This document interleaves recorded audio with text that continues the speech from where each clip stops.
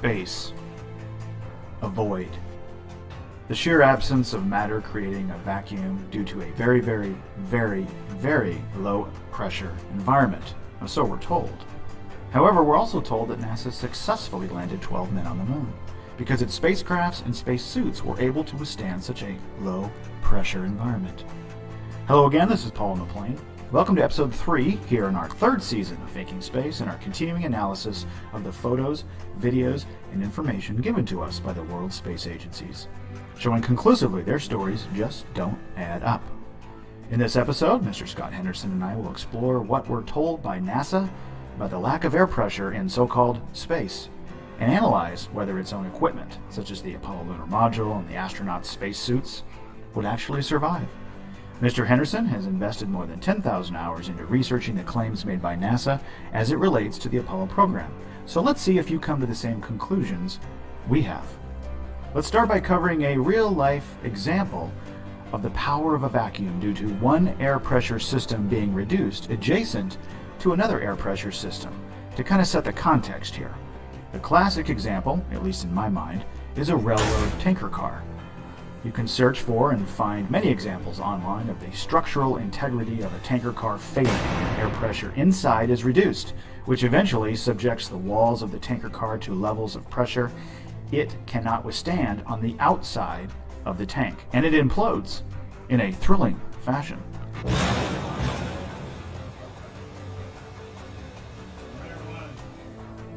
Some tanker cars are made of aluminum, some are made of steel, and they fail rather dramatically when the air pressure inside is reduced to a point where the air pressure inside the tank is not strong enough to withhold the force of the air pressure pushing against the outside of the tank. The key to grasping this is understanding what I refer to as back pressure, or the lack thereof. Let me illustrate further. In an episode of the popular science show, Mythbusters, Adam and Jamie collapsed a steel train tanker car by lowering the air pressure inside the tank down to 3.4 pounds per square inch, or PSI, meaning they had increased the outside pressure pushing against the walls of the tanker to 11.3 PSI, which equates to about 1,600 pounds per square foot of external pressure over the entire outside of the tank. Now, those numbers are derived from the fact that at sea level we experience approximately 14.7 psi. So before some of the air was vacuumed out of the tanker car, there was approximately 14.7 psi pushing on both the inside and the outside of the tank. But as the air pressure was reduced inside to 3.4 psi, about a 75% vacuum, then meant there was a difference, or negative pressure as some call it, of 11.3 pounds per square inch, which equates to more than 8 tons per square meter crushing into the tank externally on all sides, and it simply could not withstand it. And bam! Did you know that 14.7 psi equates to approximately 10 tons of force for every square meter? But, you may ask, how do we survive as humans with such a force applied externally to our bodies in all directions? Well, it's simple. There's 14.7 psi of back pressure too, a perfect state of equilibrium. And this is the important point. Now, let's go to so-called space and apply these concepts that are observable, testable, repeatable here on Earth. When we talk in terms of space, the most common scale used is torr, and it's expressed as 10 to a negative number, meaning there are a bunch of zeros after the decimal point before you get to the numbers. At sea level, 14.7 psi equates to 760 torr. And if you could achieve a perfect vacuum, which is not attainable, 100% vacuum, it would be considered 0 psi. Now bear with me here, as it's important to understand the conversion from psi to torr, and then back again to put it in terms that we are accustomed to, in order to fully understand how strong the negative pressure would be in space. That again is if space exists as we are told it is. To crush the tanker car, the air pressure was reduced from 760 torr to 176 torr. That is 14.7 psi down to 3.4 psi inside the tank. The Kármán line, as it is called, is considered to be the boundary into outer space from Earth, and it exists at approximately 62 miles or 100 kilometers above the surface of the Earth. At this altitude, we are told the air pressure is 10 to the negative 3 torr. That equals just 0.000002 psi. Up to the Kármán line, the environment there is classified as a quote-unquote low vacuum. So, if we were in a capsule of sorts at 62 miles above the surface of the Earth, we are told that the air pressure being applied to the outside of the capsule is down to just 0.000002 psi. But the pressure inside the capsule, if we took off from sea level, like most rockets do, would again be 10 tons per square meter. How do you think the capsule we are in would be able to withstand 10 tons of pressure per square meter on the inside of the capsule walls trying to get out with just 0.000002 psi of back pressure? Do you see where I'm going with this? And this is only at 62 miles above the Earth. From 10 to the negative 3 torr to 10 to the negative 9 torr is classified as a quote-unquote high vacuum. And the scale is not linear, it's exponential or even logarithmic. The largest and most powerful vacuum chamber in the world is located at NASA's Glenn Research Center in Sandusky, Ohio. According to NASA, their massive vacuum chamber has the capability to reduce the air pressure down to 10 to the negative 6 torr, which is 1,000 times stronger of a vacuum than 10 to the minus 3 torr at the Kármán line. And it takes many hours to pump the air out to get down to 10 to the negative 6 torr, and the facility has 6 to 8 foot concrete walls reinforced with a leak-proof steel containment barrier built in so that the concrete dust and no air can be sucked through the walls and into the chamber itself and ruin the vacuum they are trying to create. If you were able to reduce the air pressure further inside a chamber, then you are getting into the quote-unquote ultra-high vacuum classification. This is 10 to the negative 9 torr and above, which is approaching the level of vacuum we are told exists on the surface of the Moon, which is an astonishing 10 to the negative 11 torr, which is the numbers 100 million times stronger of a vacuum than the Kármán line. Now those numbers were given, but perhaps those are just estimates, since we've never been there and can't simulate that here on Earth.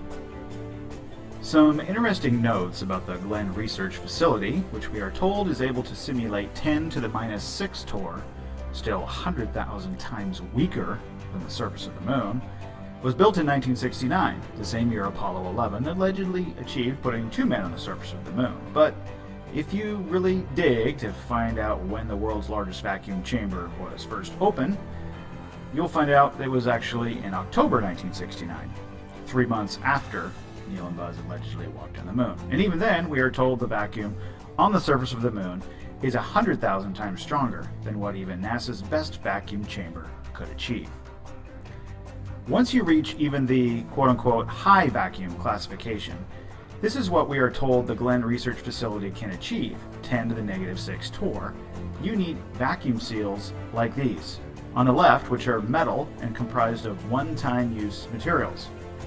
They are needed to seal in a high vacuum area. On the right are the helmets seals of the Apollo missions. The latch fits in the groove for easy installation. The connection does not have the capability to compress the seal and logically would not function even in a low vacuum. The gloves of the spacesuits have a similar type for an easy connection. The surface of the seals must also be virtually perfectly clean and free of foreign materials for the seal to even be effective, or it will fail under such a low-pressure environment. The Apollo astronauts using the same suits covered in dirt for 3 EVAs, it would be impossible for the suits to work and reseal multiple times. The same is true for the hatch for the lunar module, as they had to crawl through, dragging dust and dirt with them. The door seals would not be functional. The LEM could not be pressurized after re-entry. In this image here on the left are examples of seals used to again contain a vacuum. On the right is Neil Armstrong's glove, the connection that holds the glove to the suit, just like a door latch that pushes out into a channel. They do not compress the seal between the metal. This design is for an easier way of putting the suit on and off during practice, and of course, simulations. This connection, however, would not even hold a small amount of pressure. The fact that the LEM did not have an airlock means that any container within the craft had to be designed to withstand the vacuum of space, which we are told again was 10 to the negative 11 torr. This is a complete error in simulation, NASA. The food pouches would explode as the aircraft depressurized, as well as the urine bags and feces in the jettison bag. Any other containers within the craft for air or for water would be subjected to the vacuum of space and would suffer the same consequences, and probably pretty dramatically. Here's a typical NASA fanboy or fangirl explanation, however, of why the ultra-high vacuum of space isn't a big deal. That when you walk out into space in your spacesuit, it will want to expand, but how strong is that pressure? It's only 1 atmosphere, so not that strong. They're specifically designed to keep the suit from ballooning out. And that, folks, is where the deception lies. This is the type of statement that NASA gives when describing the vacuum of space. NASA tells us that the air pressure on the surface of the moon is 10 to the negative 11 torr, however, and this equates to nearly negative 2 billion psi, because there is almost no back pressure at all. Not the 14 psi you will see in the comments of many videos on this subject. Do the conversion yourself, people. 10 to the negative 11 torr equates to negative pressure of 131 million atmospheres. To further illustrate this point, I corresponded with a company who specializes in vacuum lifting after seeing one of their promo videos. The representative who emailed me back stated that they can achieve 25 tons of lift by creating roughly an 80% vacuum, 165 torr, between their lifting pads and the massive pipe here as an example. That is nearly the level of vacuum achieved that collapses train tanker cars. That negative pressure uses the fact that the air outside of the pipe, especially underneath it, is pushing or pulling so hard in an attempt to get into the little space between the lifter and the pipe that it can achieve 25 tons of lift. Are you starting to understand the amount of force that the inside of the spacesuits and spacecrafts that NASA built would have to withstand to maintain integrity? One final point. Have you heard of the Apollo rock box? It's an aluminum case that the rock samples the Apollo astronauts collected on the moon were stored in for the trip home and to be opened here on Earth. We are told that the lunar atmosphere was preserved inside this aluminum box. Again, 10 to the negative 11 torr. I guess these rock boxes are stronger than steel tanker cars and stronger than the Glenn Research Facility walls by hundreds of thousands of times. And if you think the lunar module, made of a few layers of aluminum, is stronger than the Glenn Research Center vacuum chamber, and if you think the Apollo spacesuits remain flexible at 10 to the negative 11 torr and is stronger than this building, 100,000 times stronger would have to be, then you've been successfully indoctrinated.